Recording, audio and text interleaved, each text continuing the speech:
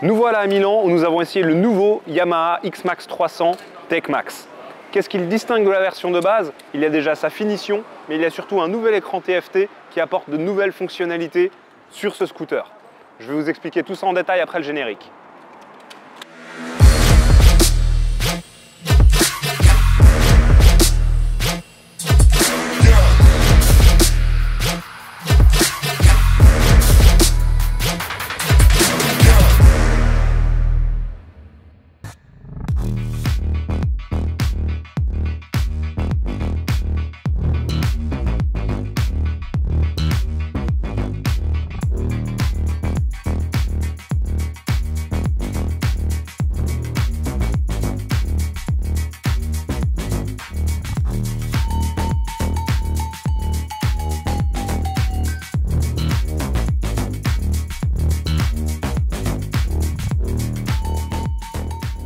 Ce nouveau X-Max, il revêt une importance capitale pour Yamaha, tout simplement parce qu'il est parmi les plus vendus de leur segment.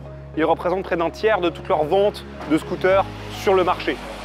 C'est pourquoi ils prennent beaucoup de temps pour le faire au mieux, avec les meilleures fonctionnalités qu'on puisse imaginer et surtout qui ont été souhaitées par les clients.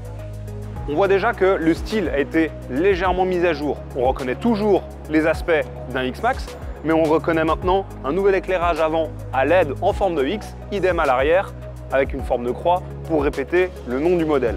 Ce X-Max 300 TechMax, son gros atout, c'est son nouvel écran 4,2 pouces TFT couleur qui permet d'afficher la navigation depuis son smartphone. Il suffit d'avoir l'application gratuite Garmin Street Cross et laquelle va nous donner gratuitement accès à leur carte une fois qu'on se sera connecté au scooter. Uniquement via Bluetooth. Et sur l'écran, on a accès aux notifications de son portable. À l'arrêt, on peut même lire un message rentrant. On peut aussi répondre à ses appels, évidemment, c'est pas vraiment nouveau. Mais on a aussi la navigation plein écran sur laquelle on a un effet. On peut zoomer par exemple sur la carte depuis le guidon sans toucher à son smartphone. Ce nouveau X-Max, il a une selle d'une forme redessinée. Elle est moins large qu'avant. On arrive plus facilement à mettre les pieds au sol. Surtout sur la finition X-Max, TechMax, on aura un revêtement de selle en simili-cuir, très agréable au toucher, avec des surpiqûres d'un effet vraiment haut de gamme et surtout un confort amélioré grâce à différentes densités de mousse. Ce X-Max, il est propulsé par un moteur 300 cm3 de 28 chevaux et surtout presque 30 Nm de couple. Un peu moins, regardez la fiche technique, je l'ai mis au début. Avec ce moteur, on a tout ce qu'il faut pour pouvoir circuler en ville confortablement, mais aussi rouler sur l'autoroute. Depuis le lac de Caume, on est descendu jusqu'à Milan sur l'autoroute, donc je peux vous dire que ça tient la charge. On peut faire plusieurs sorties d'autoroute avec, il n'y a aucun problème. Seulement, on aura une certaine prise au vent, étant donné que le pare-brise n'est pas mobile, il est là en position basse. On peut le monter de 50 mm, mais ça demande des outils, on ne peut pas le faire en roulant. Une fois que le pare-brise serait monté de 50 mm, on aurait bien moins de vent dans le casque que ce que j'avais. Donc j'imagine que ce sera quand même plus confortable pour un usage quotidien sur l'autoroute. Maintenant, ce scooter, oui, il est très looké. On a vu que le style est un élément très important pour le X-Max, mais on découvre ici une zone qui est très exposée. J'ai peur qu'à l'usage, à force de monter-descendre de son scooter, cette zone-là devienne dans un état un peu usé, marqué, et j'ai peur que le côté brillant et vraiment bien fini du scooter à cet endroit-là ne perdure pas dans le temps. Qu'est-ce que j'en ai pensé sur la route? Eh bien, le frein, ils ont fait de gros efforts pour améliorer le freinage. Avant, il fallait vraiment presser les deux leviers de toutes ses forces pour avoir un bon freinage. Maintenant, le freinage est bon. On n'a pas besoin d'excessivement tirer sur les leviers pour avoir un bon freinage. Les commandes répondent rapidement. Par contre, à chaque fois qu'on touche le frein avant, la fourche plonge. Oui, la fourche est souple. C'est un point qui est confortable pour la route. Mais lorsqu'on est à un rythme un peu plus élevé et qu'on touche le levier de frein, forcément, on aura l'avant qui va plonger et on va se retrouver avec des mouvements de balancier qui ne sont pas forcément agréables. La suspension arrière, elle, est plus adaptée à un usage routier également.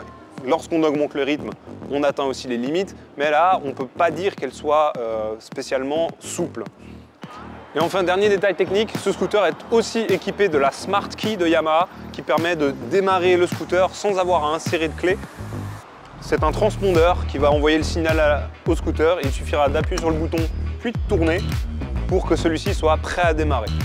Tout y est lié, sous la selle est également lié à cette clé, la trappe à essence et le rangement gauche sont tous verrouillables grâce à cette Smart Key.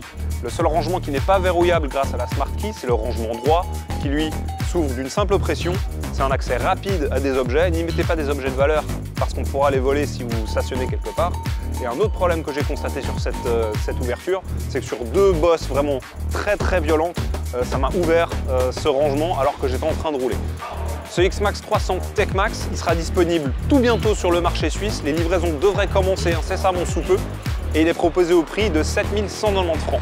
Il existe en deux couleurs, le Tech Black et le Dark Petrol, qui est cette couleur-là. Dark Petrol avec les jantes dorées, il est quand même bien plus engageant, il est plus attrayant que le Tech Black, mais le Tech Black, lui, il a le côté discret, passe-partout, qui séduira forcément une certaine clientèle. Pour des impressions de conduite plus complètes, je vous invite à aller sur le site acidmoto.ch où vous pouvez gratuitement lire mon essai de ce scooter. D'ici là, moi je vous remercie d'avoir regardé la vidéo et je vous dis à bientôt sur la chaîne acidmoto.ch.